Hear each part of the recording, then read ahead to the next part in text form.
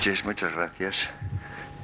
Bueno, como hoy es la última de la temporada, la última del año, les voy a hablar a ustedes una vez más de Cervantes, porque ustedes, muchos de ustedes, han oído el curso entero,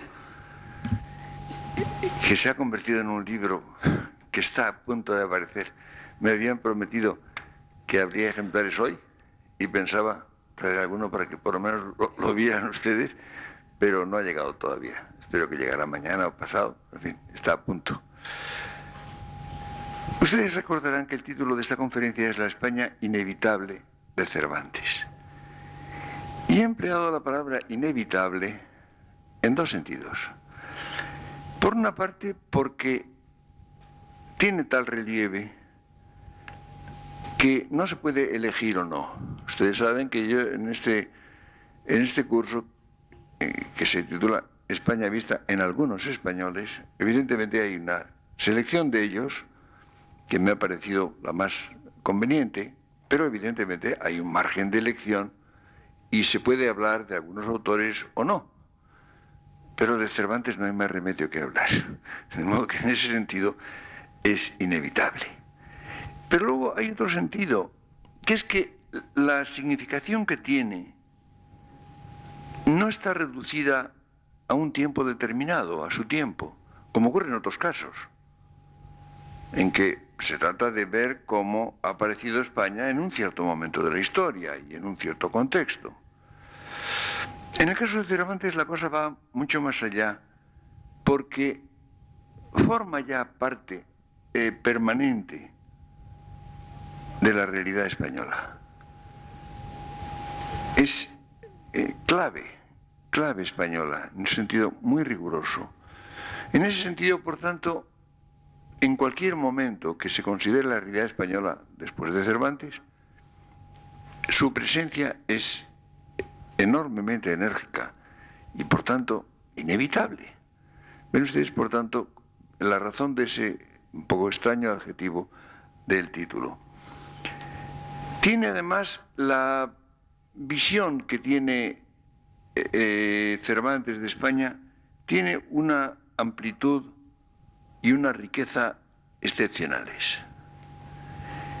Y no solamente por el valor intrínseco de Cervantes como escritor, no solamente por su calidad de autor, sino porque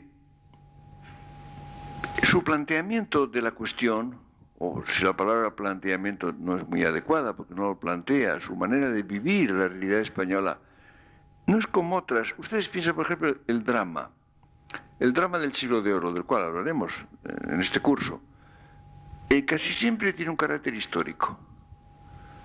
La mayor parte de en una proporción muy grande, los dramas del teatro clásico del siglo XVII están situados en una época histórica relativamente antigua. No siempre, a veces con fundamento en la realidad, otras veces no. Ustedes saben, por ejemplo, cómo aparece Felipe II, aparece con frecuencia en dramas estrenados en tiempo de Felipe IV, o incluso de Carlos II, o incluso a veces es algo más antiguo, por ejemplo, El Caballero de Olmedo, que muchos de ustedes han tenido ocasión de ver en escena. El Caballero de Olmedo es una historia de comienzos del siglo XVI, pero el dramaturgo Lope de Vega lo sitúa en el reinado de Juan II, es decir, a comienzos del siglo XV.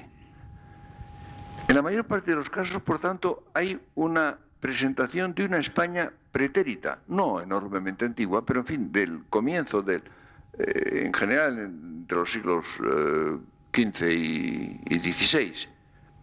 Lo que es actual, quiero decir actual del siglo XVII, es la visión que tiene el dramaturgo. De modo que ahí naturalmente es el siglo XVI o el siglo XV o en algunos casos anterior, en la época anterior, vista con ojos del siglo XVII, vista por Lope de Vega o por Calderón o por quien sea en cada caso. Pero en todo caso es una limitación de carácter histórico. Otras veces, bueno, hay una diferencia, sin embargo, que es que en las comedias sí son actuales. Las comedias a las cuales en general se les presta menos atención. La comedia del Siglo de Oro se atiende en general menos que el drama, pero tiene mucha significación. Y es así, esas además reflejan de una manera enormemente viva la vida española y especialmente, muy especialmente la vida madrileña en el siglo XVII. Ahí sí la visión, pero es una visión también reducida, es una visión limitada.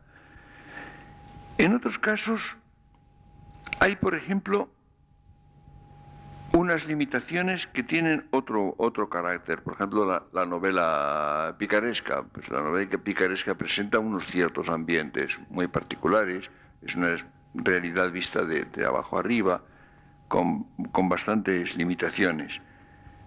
O bien es el caso bastante excepcional que consideramos de Luis Vives, que se mueve en ese mundo interesante, pero limitado, de los humanistas. Hay, por tanto, como ven ustedes, muchas formas de limitación, de afectar a una época o a un aspecto o un estrato social, lo cual limita, claro está.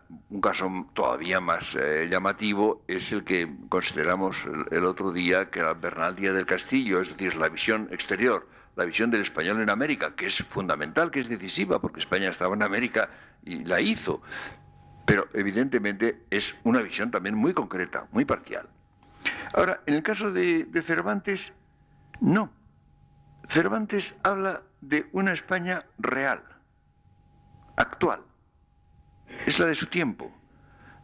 Pudiéramos decir que es empírica, en la cual, sin embargo, aparece su pasado, se acusa el pasado histórico, pero en la España real, en la España presente. Esto es sumamente interesante. Luego tampoco hay una limitación, por ejemplo, a ciertos estratos sociales. Les hablaba a ustedes, por ejemplo, del caso de la picaresca, que son los estratos marginales, con pícaros, prostitutas, a veces ladrones, en fin. Pero puede haber lo contrario. Recuerden ustedes que este curso lo empezamos con las generaciones y semblanzas o los claros varones de Fernando del Pulgar, y ahí son caballeros y prelados los que aparecían. Es decir, eran las figuras de nivel muy alto. Incluso los reyes, aparecían algunos reyes en estas semblanzas. Como ven ustedes, en muchos sentidos, todo lo que hemos visto hasta ahora y la mayor parte de lo que vamos a ver después, con alguna excepción quizá, son visiones enormemente importantes, pero parciales. Parciales en el sentido histórico o en el sentido social o en el sentido de tomar una perspectiva muy particular. Ahora, esto no ocurre en Cervantes. En el caso de Cervantes nos encontramos con que hay una enorme dilatación de la obra cervantina. La obra cervantina abarca un enorme número de cuestiones, de aspectos, de zonas de la sociedad, de personajes. Eso está un poco disimulado para el lector habitual por la concentración en el Quijote. Es evidente que la imagen del Quijote, el curso pasado yo traté de romper esta limitación, precisamente de presentarles a ustedes la obra entera de Cervantes, engarzada en su vida personal, en su totalidad, incluso atendiendo a muchas obras muy poco leídas y que no constan, que no están en la mente de los españoles. La visión se concentra en el Quijote. Y entonces, además, ocurre este fenómeno. La riqueza de la España que aparece en el Quijote es excepcional, pero no se acaba de tomar en serio. Es decir, en cierto modo, el lector habitual la desrealiza. ¿Por qué? A cuenta de la locura de Don Quijote. Fíjense ustedes que es un efecto secundario. La mayor parte de la gente no se da cuenta de esto. Como Don Quijote está loco, como Don Quijote va a chocar, como hemos visto constantemente, con el mundo real, con el cual se comunica en cierto modo a través de Sancho, como vimos, pero de todas maneras choca constantemente, no lo entienden, etc. todo queda puesto en que es la visión de un loco, lo cual lo desrealiza, porque la visión de Don Quijote oculta en cierto modo lo que es la visión de Cervantes. Cervantes sí, Cervantes se sumerge totalmente en la vida española, en el Quijote y en todos los demás libros, pero el Quijote también. Y esto, sin embargo, queda un poco desdibujado para el lector habitual, porque precisamente la locura se interpone, diríamos, como una especie de pauta interpretativa y hace que no se tome enteramente en serio como la realidad española la que se presenta en el libro, que es extraordinaria. Pero en la obra de Cervantes aparece toda España. Esto es lo interesante, toda. Dentro y fuera de sí misma. Allí donde estaba, porque España estaba en muchas partes. Está en Italia, está en Lepanto, en el caso de Cervantes, está en Argel, está de un modo menos inmediato en otros lugares que también aparecen en la obra cervantina, si quiere de un modo oblicuo o tangencial, pero aparece todo. Y esta es una de las grandes condiciones, de las grandes cualidades que tiene la visión cervantina de España. Hay dos rasgos de la actitud de Cervantes en cuanto se refiere a España. Yo los denominaría solidaridad y libertad. Tiene una total solidaridad con lo español. Ah, por supuesto. Nunca se desentiende de España. Esa actitud que aparece en muchas épocas y aparece en muchos escritores en que por una razón o por otra se desentienden de España. A veces un autor se pone por encima, tiene conciencia de su valor o de su magnitud, le pertenezca o no, tenga derecho a ella o no, cuanto menos tiene derecho, más suele tomarse esa actitud. Pero en fin, de ponerse por encima, de mirar a España de arriba abajo, con condescendencia. Esto no lo hace nunca. Tampoco con beatería o con jactancia. No era jactancioso, pero solidario con todo. Todo lo afecta, todo le parece propio, todo le importa. Y por otra parte, hay en ese planteamiento, en esa visión de lo español, una extremada libertad interior. Yo diría que habla de España como quien habla de sí mismo, cosa que no es frecuente. Si ustedes se fijan bien, esto es quizá la suprema originalidad. Ustedes piensen cómo uno habla de sí mismo, cuando no es un narciso, claro, o cuando no está complejado. Habla con naturalidad, habla con espontaneidad, habla con libertad, porque de sí mismo no tiene por qué guardar eso que se llama respetos humanos. No. No todo el mundo lo hace, pero en fin, pero es posible hablar de uno mismo con plena libertad. Pues bien, lo hace Cervantes, lo hace de sí mismo, pero lo hace de España. En ocasiones se acusa en su visión de España, en su manera de referirse a ella, se acusa una cierta dosis de desengaño. Es evidente. Él esperaba algunas cosas que no se han cumplido, confiaba en que serían algunas cosas que teme que no se van a hacer. Por ejemplo, la famosa epístola a Mateo Vázquez respira ese espíritu, está completamente impregnada de la conciencia de la necesidad y de la posibilidad de hacer cosas que teme que no se van a hacer, ve que no se van a hacer, pero nunca tiene desilusión. No confundan ustedes el desengaño con la desilusión, es otra cosa.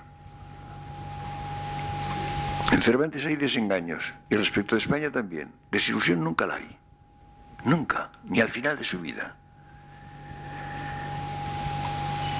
Yo diría que la actitud de Cervantes es de complacencia a pesar de todo.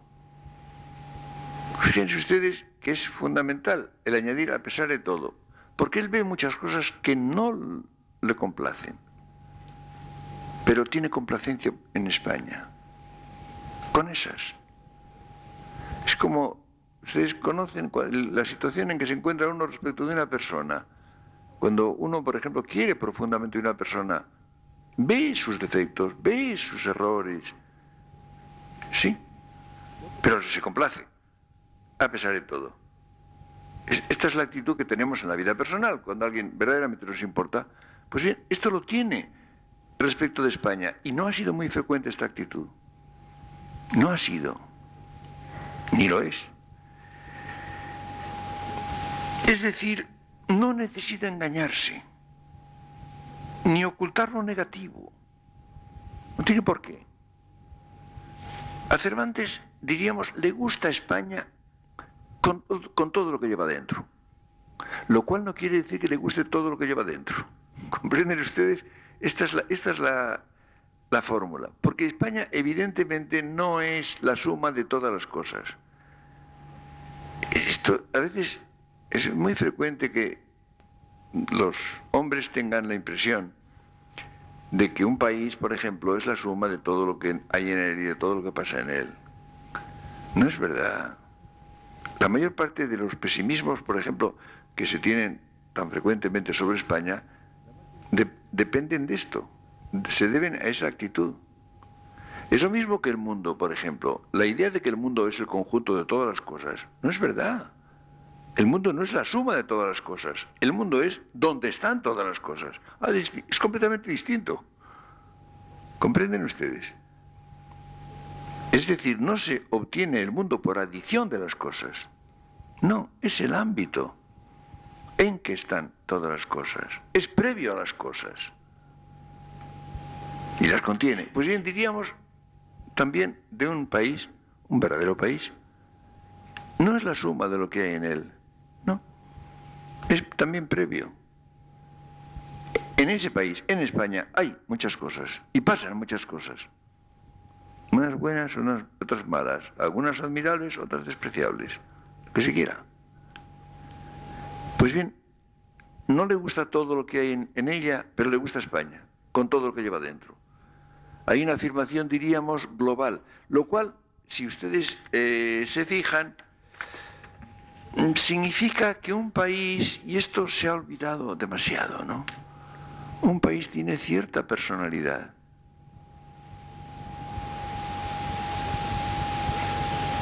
Un país no es una persona, evidentemente. La vida individual no se confunde con la vida colectiva. La única vida real, plenamente real, es la individual, la de cada uno de nosotros.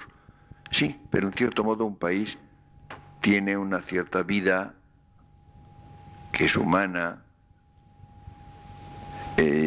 Se ha señalado muchas veces que este rasgo tan característico de España,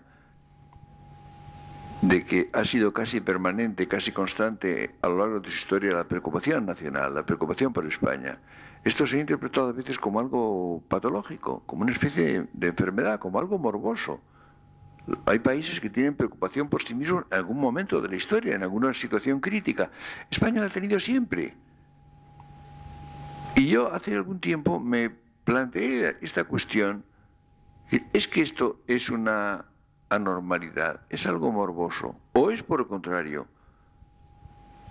el carácter propiamente humano de España?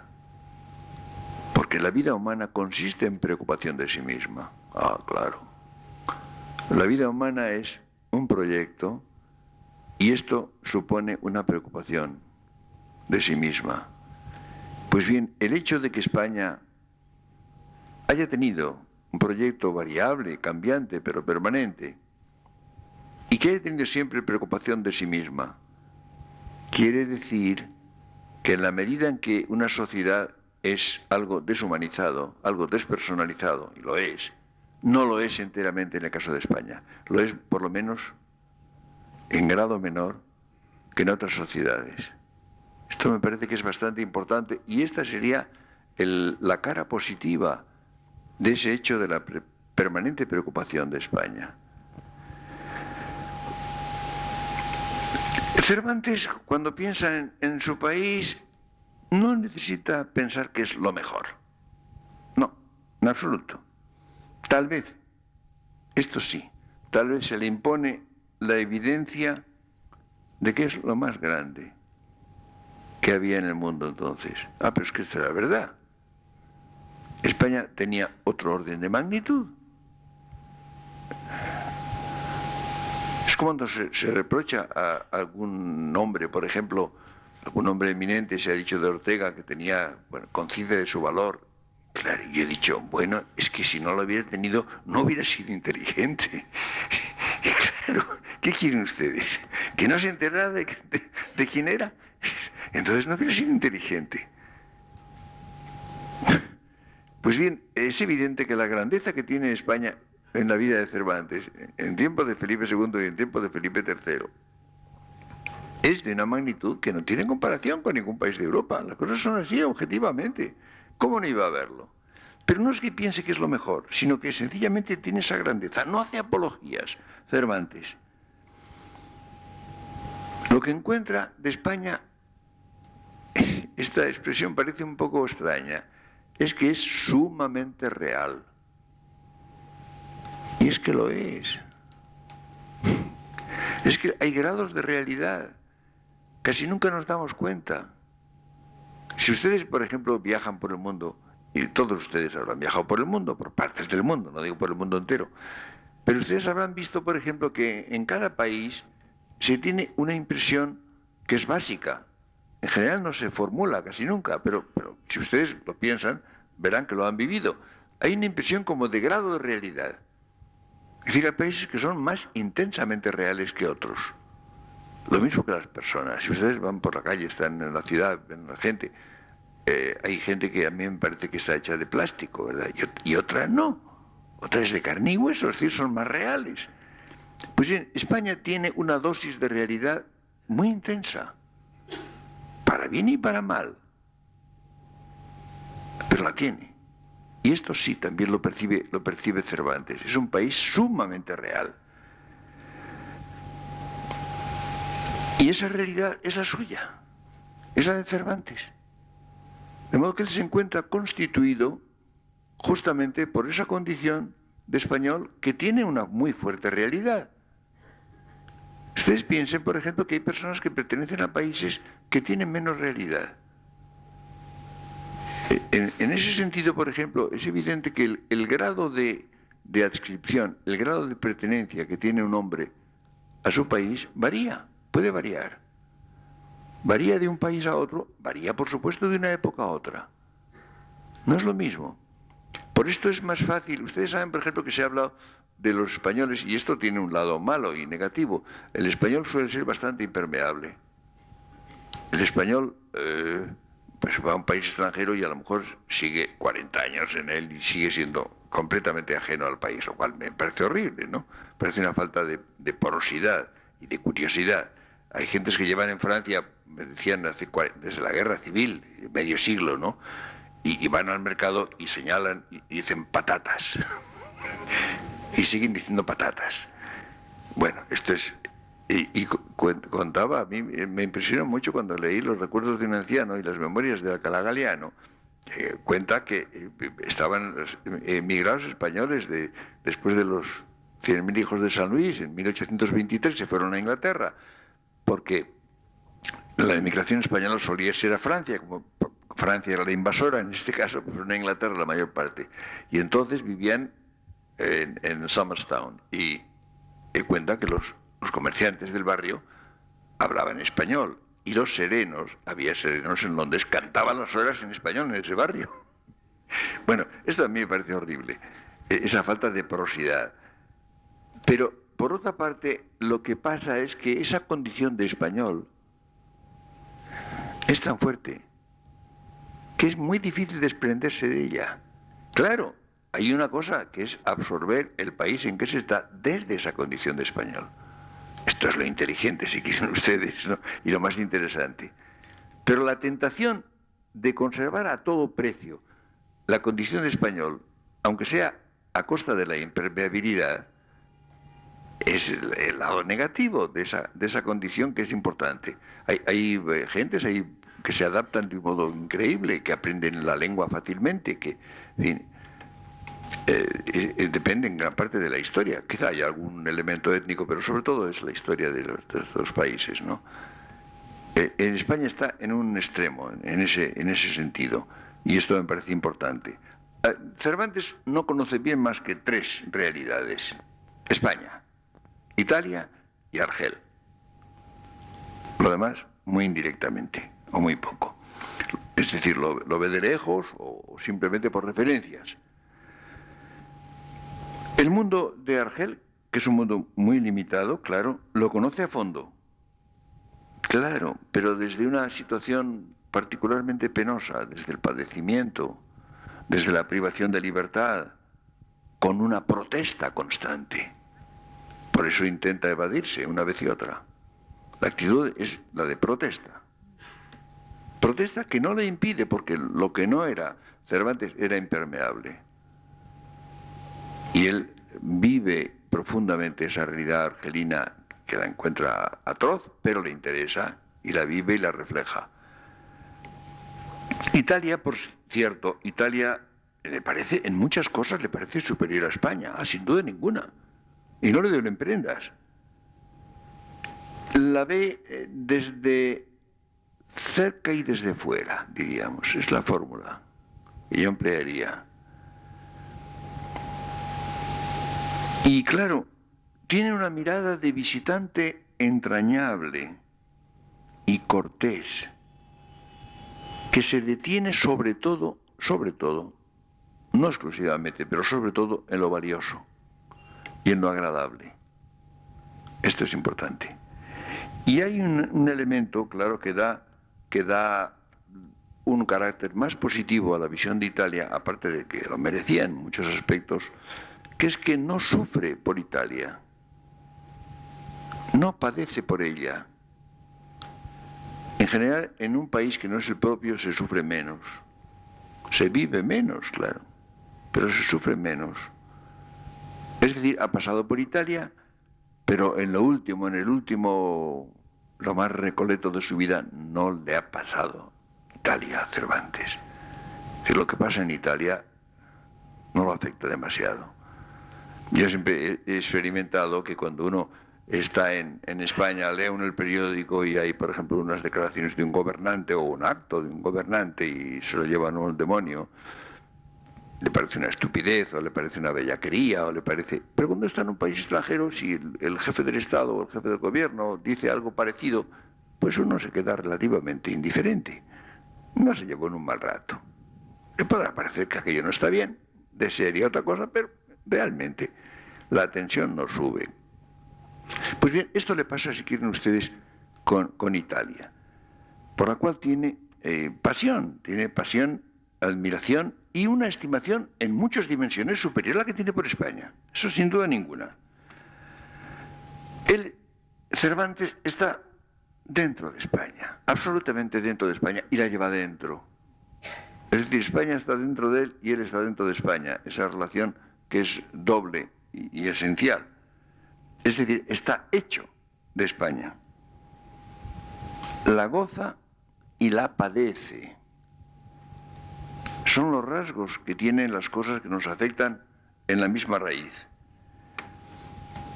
Y por eso en Cervantes hay una absorción de realidad española, en un grado que acaso no tiene equivalente. Yo me he planteado, si se encuentra en la realidad española, en toda su historia, algún grado equivalente de absorción de la realidad. Yo creo que no ocurre. Piensen ustedes, por ejemplo, en Velázquez. Velázquez está refugiado en la corte, vive en la corte, es el pintor del rey, no vive fuera de la corte apenas.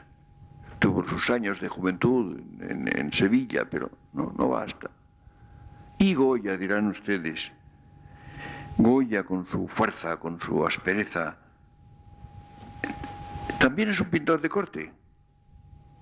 Alterna ese mundo de la corte de pintor de cámara con una vida en un medio menestral. Ustedes saben que el artista todavía en el siglo XVIII, era un artesano, muy distinguido naturalmente. Él además era de un nivel social no muy alto. Recuerden ustedes, por ejemplo, su relación con Zapater, su amigo Zapater, las cartas a Zapater, por ejemplo, que es lo que revelan, de lo que habla, cómo escribe, con tantas faltas de ortografía, con una redacción muy descuidada. Es decir, a pesar de que tenía unos ojos tremendos y que ve una buena porción de realidad y la ve en profundidad, por supuesto, con todo, si se compara la absorción de realidad que tiene Cervantes, no es comparable. Yo no sé, pero quizá la única figura en la cual se puede encontrar algo comparable sea Santa Teresa de Jesús. A pesar de ser monja.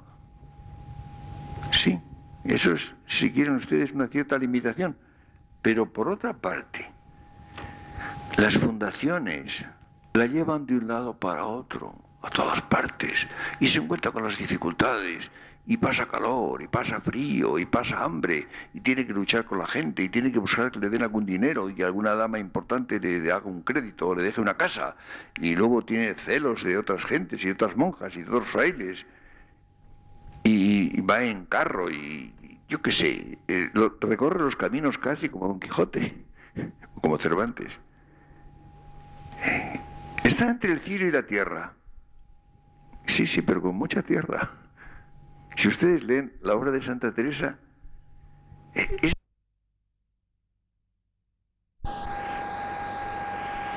como Don Quijote, como Cervantes. Está entre el cielo y la tierra. Sí, sí, pero con mucha tierra. Si ustedes leen la obra de Santa Teresa, es quizá el único caso en que haya algo de inmersión en la realidad española que se pueda comparar con lo que es Cervantes. Cervantes, claro, también le interesa el cielo. Y como recuerdan ustedes, deseaba ir a él y esperaba ir a él. Y ver a los amigos contentos en la otra vida. Sí, pero vivía en la tierra, estaba en la tierra y primariamente se ocupa de la tierra. Más que Santa Teresa, por supuesto. A la tierra estuvo más atento que nadie. Pero quizá esa comparación con Santa Teresa nos puede ayudar a entender lo que es, yo creo, la actitud que tiene Cervantes respecto de la realidad española. Pero hay otro aspecto, que es Lepanto. Lepanto es algo, nos ocupamos de eso muy largamente el año pasado, ¿no? Lepanto es decisivo en la vida de Cervantes, porque su participación, la participación que tuvo en esta batalla, no solamente le dio orgullo, le dio confianza en su valor, no sé, le pareció que había dado su medida, que había pasado una prueba difícil. No solamente eso, es que no solamente un peligro que ha pasado en el cual se ha portado heroicamente, no es eso solo. No, es que es Lepanto. Fíjense ustedes que la experiencia militar de Cervantes es muy larga. Él está en las tropas españolas durante varios años y combate en muchos lugares. Y sin embargo, vuelve a Lepanto. De lo que habla siempre es de Lepanto, que tiene una función distinta. Si Cervantes hubiera sido un soldado valiente, un soldado con una hoja de servicios que le es reconocida en aquellas cartas que lleva cuando lo hacen cautivo, y no hubiera estado en Lepanto, su actitud sería completamente distinta. ¿Por qué? Porque el estar en Lepanto ha rebasado lo privado, lo particular. Es decir, en Lepanto Cervantes ha tocado la significación histórica de España. Cuando dice la más alta ocasión que vieron los siglos pasados, ni esperan ver los venideros, ahí ha estado él. Es decir, España ha dado una de sus notas más altas, ha estado en una de las cimas de la historia. Algo además a lo cual él adhiere completamente. Si hubiera sido una lucha con un país europeo, pues no le hubiera parecido tan bien. Pero no, es la lucha contra el Islam, es salvar a Europa de la presión turca. Esto le parece absolutamente válido y absolutamente necesario. Y es la historia. Es realmente la historia, la significación histórica. Como ven ustedes, con eso trasciende de la vida individual, de la vida particular, y entra justamente en algo que no es ni siquiera ya su vocación personal o su obra, sino que va más allá. Es decir, en Lepanto se encuentra con España como tal. España como realidad histórica y como estaba en el mundo, porque precisamente es una acción transnacional. Ustedes saben que en Lepanto combaten las galeras de España con las de Venecia, las de Génova y las del Papa. Es la cristiandad en conjunto la que se enfrenta con la armada turca. Es decir, ese contacto es una experiencia histórica capital. Yo he recordado, pensando en esto, un párrafo de Galdós que me parece extraordinario. Lo cité hace tiempo porque me parece la clave de la relación entre la vida individual y la vida colectiva. Decía en Montes de Oca, dice Galdós, no hay acontecimiento privado en el cual no encontremos buscándolo bien una fibra, un cabo que tenga enlace más o menos remoto con las cosas que llamamos públicas. No hay suceso histórico que interese profundamente si no aparece en él un hilo que vaya a parar a la vida afectiva. A mí este párrafo me parece simplemente genial. Creo que es la clave de los episodios nacionales. Y la clave de lo que es la relación entre vida privada y vida pública. Es evidente que nuestras historias, nuestras vidas particulares, están engarzadas en la historia, en la sociedad a la cual pertenecemos, en los países a los cuales estamos vinculados. Pero por otra parte, ningún suceso histórico tiene interés si no aparece justamente unido a la vida privada, a la vida afectiva, dice Galdós, de las personas individuales. Y si no es algo que nos afecta en nuestras preocupaciones, en nuestra manera de ganar el pan, en nuestros amores, en lo que sea, ¿no? Esto es lo que yo creo que es fundamental. Y esto, fíjense ustedes, que esto lo da Lepanto. Que por eso tiene una función totalmente excepcional. Lepanto pone a Cervantes, que por una parte estuvo allí, que en segundo lugar ha conservado sus huellas, los arcabuzazos en el pecho y en la mano. La mano le quedó ya estropeada para siempre y ahí no puede dejar de acordarse, ¿no? Es decir, no puede olvidarse que estuvo en Lepanto. Fíjense ustedes, es el lado positivo también de su invalidez parcial. Podía haber pasado, por ejemplo, de los arcabuzazos en el pecho. Bueno, eso se curó. Pero lo de la mano se le quedó estropeada. Cuando va a usarla tiene dificultades y es Lepanto. Eso lo recuerda a Lepanto. Y eso lo pone en contacto con la historia. Y esa historia, por otra parte, afecta a su vida y a las vidas personales de sus personajes. Ahí está, justamente. Fíjense ustedes que toda la obra cervantina está teñida, diríamos, de esa especie de contaminación positiva que tiene lo de Lepanto. Fíjense, incluso el cautiverio, él es hecho cautivo al volver de Italia, después de haber sido soldado en Lepanto, lo pone entre los de rescate porque precisamente tiene una hoja de servicios muy valiosa y lleva aquellas cartas de recomendación que le dan una importancia que no tenía, lo cual hace más difícil su rescate. Desde entonces va a vivir precisamente referido a ese punto, diríamos, de inserción concreto en la historia. Y entonces pensamos que Cervantes hubiera podido escribir unos episodios nacionales. Es curioso. En cierta medida, en cierta medida hay un elemento común entre la obra de Cervantes cuando toca cuestiones históricas o cuestiones bélicas y los episodios nacionales de Galdós. Fíjese usted que Galdós también hizo, en otra forma, una forma si quiere más burguesa, pero Galdós también hizo una experiencia muy profunda de España. También la absorción de España en Galdós es muy considerable. Es sorprendente, por ejemplo, el número de cosas que sabía Galdós de España, del mapa entero. Conocía el mapa entero de España con una precisión extraordinaria. Y un detalle curioso, que no caí yo en la cuenta de esto hasta hace muy poco tiempo, que es el conocimiento que tiene de los oficios.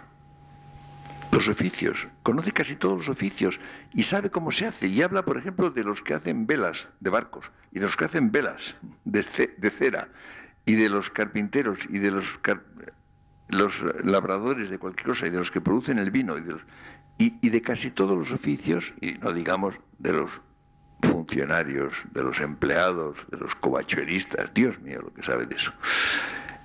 Pero sabe de casi todo. Es decir, ha tenido un contacto concreto con la mayor parte de los estratos de la sociedad y de las profesiones, de las maneras de ganarse la vida. No olviden ustedes que la profesión es algo fundamental, porque es que el hombre normalmente, salvo excepciones, se pasa la mayor parte del día trabajando para ganarse la vida en una profesión, la cual tiene una importancia extraordinaria. Y esto lo conoce como nadie en la época contemporánea, por supuesto, no tiene equivalente.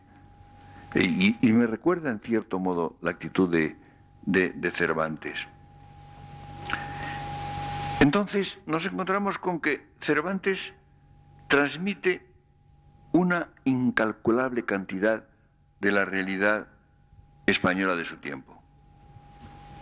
En este sentido, la España del siglo XVI y la España de comienzos del siglo XVII aparecen transmutadas, comunicadas a nosotros con una eficacia incomparable y con una amplitud casi total en la obra de Cervantes. Pero no es solo eso. No es solo eso, porque Cervantes ha llegado, y ahí es donde está su genialidad mayor, al fondo de la vida humana. Ha llegado al fondo de la vida humana. No se ha detenido en las costumbres, en los usos, en una mera tipología de caracteres o de personajes, en unas historias más o menos atractivas, más o menos dramáticas. No. Ha sido el hombre que ha reconstruido precisamente lo que es la vida humana concreta, la vida humana de sus personajes, que son de su tiempo, claro está, por supuesto. Sí, pero al llegar al fondo descubre un estrato que es válido para todo el que esté hecho de España. Toda persona cuya realidad es intrínsecamente española se encuentra a última hora capturada, aprehendida, retratada por Cervantes. Es decir, ha descendido justamente como nadie en su tiempo, como muy pocos después, a ese fondo mismo de la vida humana. Y claro, he dicho España, primariamente sí, por supuesto, y es lo que nos interesaba hoy, pero justamente al llegar a ese fondo de lo humano, ha llegado al núcleo de toda vida humana.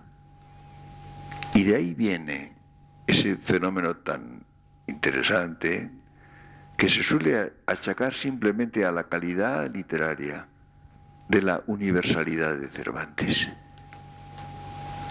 Resulta que este hombre tan español, tan radicalmente español, casi siempre metido en rincones de España, es un escritor universal. Su obra ha sido traducida a todas las lenguas, se ha leído con mejor o peor comprensión en todas partes.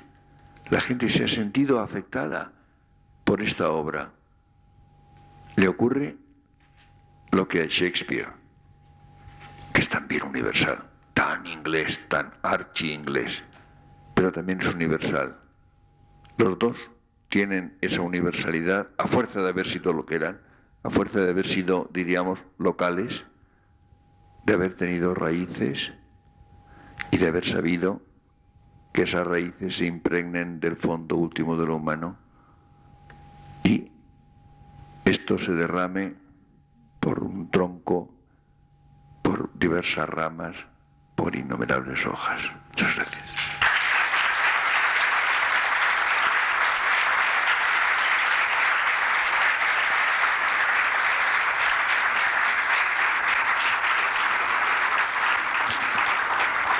Bueno, felices Navidades y hasta el 15 de enero.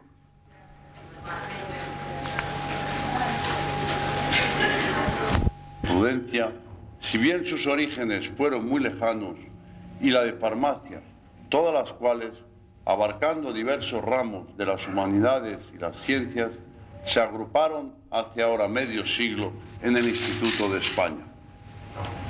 Es un hecho evidente que en ninguna sociedad bien constituida pueden faltar estos centros que reúnen a las personas más calificadas por sus obras y por sus méritos, tanto para mirar atentamente el curso de las disciplinas que caen dentro de su competencia, como para congregar a sus cultivadores y despertar por doquiera la curiosidad, el interés y el amor al mundo del saber en sus múltiples ramas.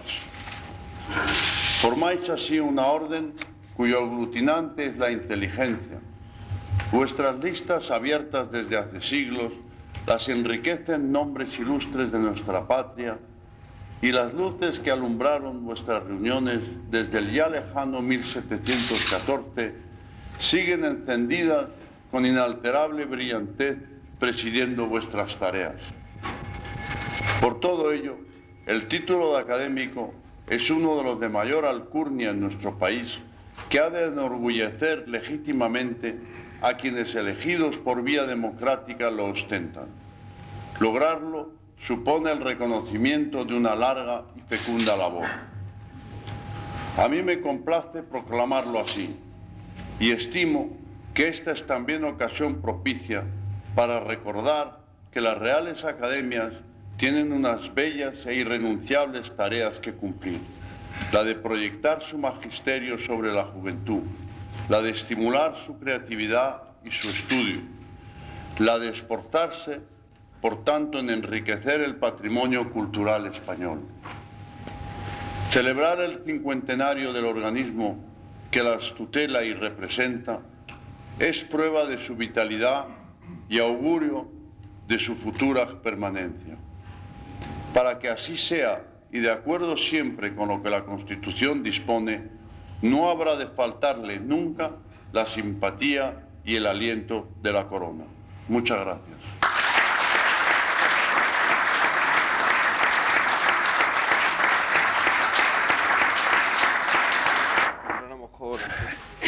El día anterior les mostré a ustedes una muestrario, una selección de figuras todavía medievales en la obra Generaciones y Semblanzas de Pérez de Guzmán, de Ferran Pérez de Guzmán. Hoy vamos a empezar a ver un reflejo de la España moderna en los claros varones de Castilla o de España. Los dos títulos aparecen en diferentes ediciones de la obra de Fernando del Pulgar. Verán ustedes, la distancia no es muy grande y sin embargo aparecen dos configuraciones de la vida humana y de España bastante distintas, y me parece interesante en un espacio de tiempo muy limitado, porque la diferencia no es muy grande, la diferencia que se produce entre una España todavía medieval, con algunos indicios de renacimiento, y una ya claramente renacentista. Fernando del Pulgar tiene las fechas inciertas. No se sabe exactamente cuándo nació, Se da como fecha probable el 1436 y la muerte en 1493. Esta fecha es más segura. Y yo sospecho que la fecha de nacimiento tiene que ser anterior, porque él habla bastante de su vejez, incluso no en los últimos años de su vida, sino bastante antes. Él se crió en las cortes de Juan II y Enrique IV. Era hombre muy culto. Sabía latín, por supuesto, francés e italiano. Fue enviado como embajador a Francia en tiempo de Enrique IV primero y luego de los Reyes Católicos. Y también por esto fue enviado a Roma. Era un hombre con una experiencia internacional bastante grande. Se dice que era quizá de origen o de antepasados judíos, conversos. Como se dice ya de casi todas las figuras españolas un poco interesantes, no estoy seguro, puede que sí. Tenía una hija monja que entró en el convento muy joven, un poco más que niña, no sé, 12 o 14 años, y él habla mucho de su hija y de su condición de monja. Siempre se presenta como un hombre profundamente religioso, profundamente cristiano. Habla, como les decía a ustedes, bastante de su vejez. Naturalmente, en esta época se envejecía bastante pronto, pero de todas maneras, si nació el año 36 y murió el 93, son 57 años. Es decir, bastante antes de 57 años, habla demasiado de su vejez. No sé, es un poco probable. Habla, por ejemplo, bastante de los achaques. Habla de achaques de salud. En textos ya de 1473, es decir, muy pronto, como ven ustedes, 20 años antes de morir, se queja de la carne. Dice que la complació bastante antes, en varios sentidos, y que ahora le paga mal y le da disgustos la carne. Todo esto me parece que no casa enteramente con las fechas. Yo sospecho que la fecha de nacimiento debía ser más antigua, debía ser más viejo cuando escribía estas cosas. Hay un problema, digamos, biográfico. Yo recuerdo que hace muchísimos años, traduje un libro de Paul Azar y lo traduje sobre un juego de galeradas, porque el libro curiosamente se publicó en español antes que en francés, era al final de la Guerra Mundial, y el libro salió en español un poco antes que en francés. Y me acuerdo que había una carta de Voltaire y con su fecha, estaba fechada. Las galeradas tenían bastantes erratas y como suelo fijarme en lo que leo, pues me pareció raro, la edad que tenía Voltaire. Dije, me parece raro que un hombre de esta edad diga esto. Como tengo una edición grande de obras completas de Voltaire, me puse a bucear en ella y encontré en la correspondencia esta carta. Y efectivamente era de la fecha que decía, solo que con 20 años de diferencia. No recuerdo si era 20 años más viejo o 20 años más joven, pero 20 años de distancia. Puse en la edición española la fecha real, que encajaba más. De modo que me pasa lo mismo con Fernando del Pulgar. Como saben ustedes, fue secretario de los Reyes Católicos. Su puesto más importante fue el de secretario de los Reyes Católicos y cronista de ellos. La Crónica de los Reyes Católicos es un libro, yo encuentro, fascinante. Es de un interés histórico inmenso y además, como lectura, es un libro delicioso. Y es muy accesible. Yo creo que no lo lee nadie, pero en fin, hay una edición que publicó un historiador que ha muerto ahora hace muy poco, ha muerto muy viejo, ese sí que era muy viejo cuando ha muerto, Juan de Mata Carriazo. Lo publicó en una colección de crónicas españolas que publicó hace muchos años la editorial Espasa Calpe. Y yo creo que esas crónicas no sé si estarán agotadas, pero por lo menos han estado impresas normalmente, cómodamente para leerlas. Y probablemente, como los españoles no son muy ávidos de leer libros del siglo XV, pues es posible que incluso queden ejemplares y el libro, la edición no esté agotada, no me extrañaría nada. En todo caso, le recomiendo. Yo cité bastantes pasajes de esta crónica en España Inteligible, algunos de un interés increíble y bastante divertidos, por cierto. Escribió también una larga colección de cartas, letras, es el título que tiene, que es lo que suelen estimar quizá más los historiadores de la literatura, y unos comentarios a las coplas de Mingo Rebulgo. Ustedes saben que las coplas de Mingo Rebulgo fueron satíricas, era uno de esa literatura satírica del siglo XV, y él hizo un comentario bastante largo, bastante extenso de ello. Y luego escribe Los claros varones de Castilla o Claros varones de España, y es significativo el que haya esta ambivalencia de los títulos, que se publicaron el año 1486. Como ven ustedes, ya muy al fin de siglo. Él tiene mucha admiración por su modelo, que es Fernán Pérez de Guzmán. No solamente lo considera como modelo porque hace un libro parecido al suyo, sino que además le parece excelente, le parece un autor sumamente valioso. Empieza con Enrique IV. Y hay una serie de semblanzas o retratos de caballeros y de prelados del reinado de Enrique IV y sobre todo los reyes católicos. Muchos están cabalgando entre los dos reinados, naturalmente. Es decir, es la segunda mitad del siglo XV. Es la época que cubre el libro de... Por tanto, los albores del Renacimiento.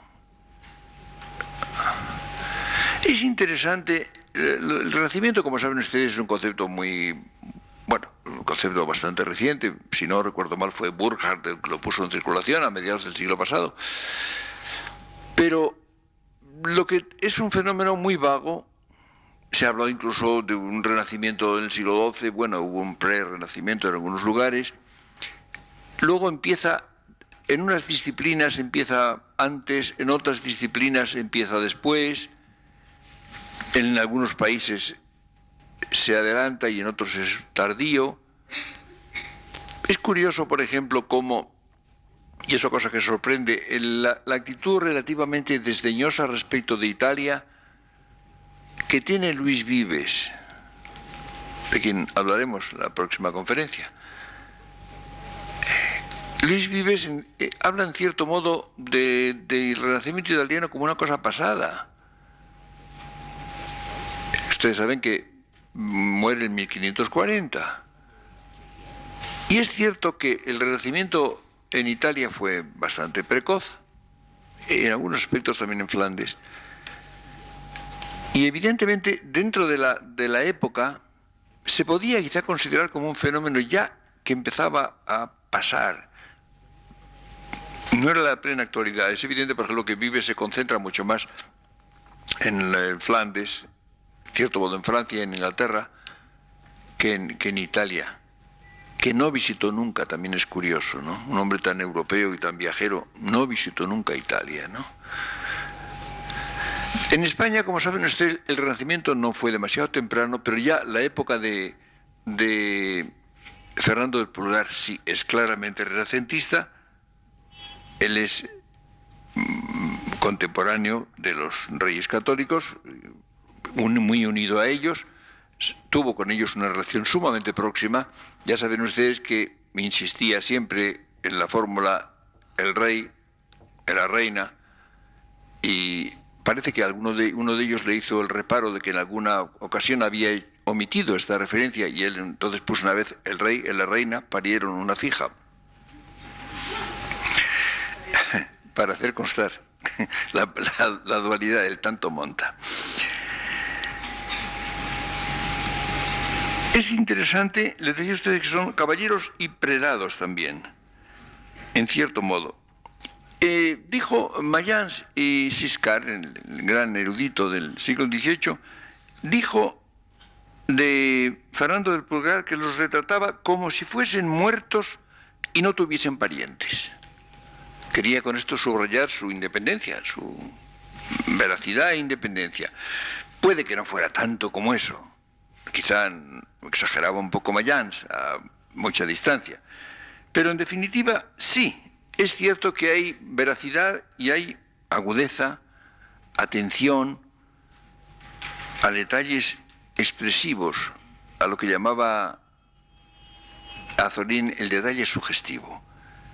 Y además tiene un gran acierto verbal, era un excelente escritor.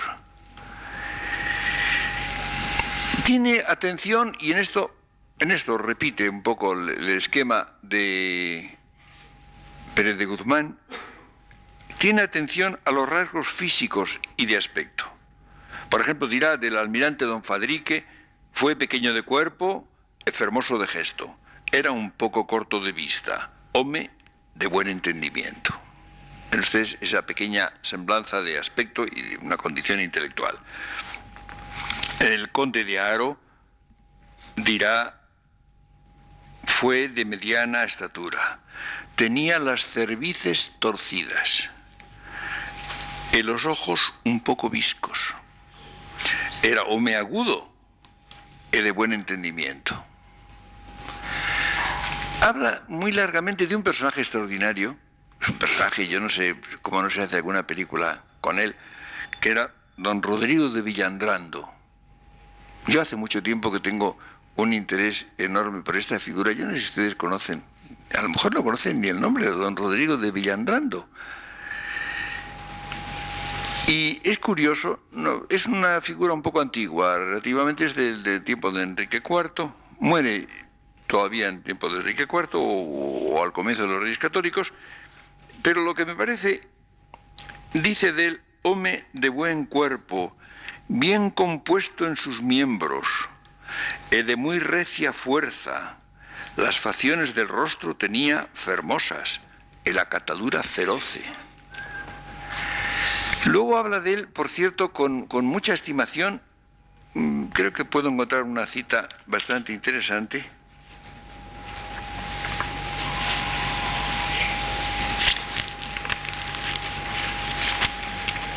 Porque tuvo unas aventuras increíbles, por tierra, por mar, en guerra, con Inglaterra, con Francia, es absolutamente increíble. Se puede hacer una serie de películas de aventuras con la vida de don Rodrigo de Villandrando. Pero al final dice esto: y al fin, veyéndose ya viejo e enfermo de dolencia tal que no podía escapar, Dios, que ni deja al hombre sin punición, ni le niega su misericordia, le dio tiempo en que se corrigiese arrepintiendo. Por cierto, cosa fue maravillosa, ejemplo digno de memoria a los mortales, la gran contrición que hubo, el arrepentimiento de sus pecados, el derramar de las lágrimas que hizo continuamente muchos días antes que muriese, llamando a Dios y pidiéndole con todo corazón que le perdonase o hubiese merced de la su ánima. Y con esta contrición feneció sus días en edad de 70 años. Y por esta fin, que con tal contrición hubo, se pone aquí en el número de los claros varones. Es decir, es el ejemplo de este hombre de vida tremenda, arriscada, de combatiente, de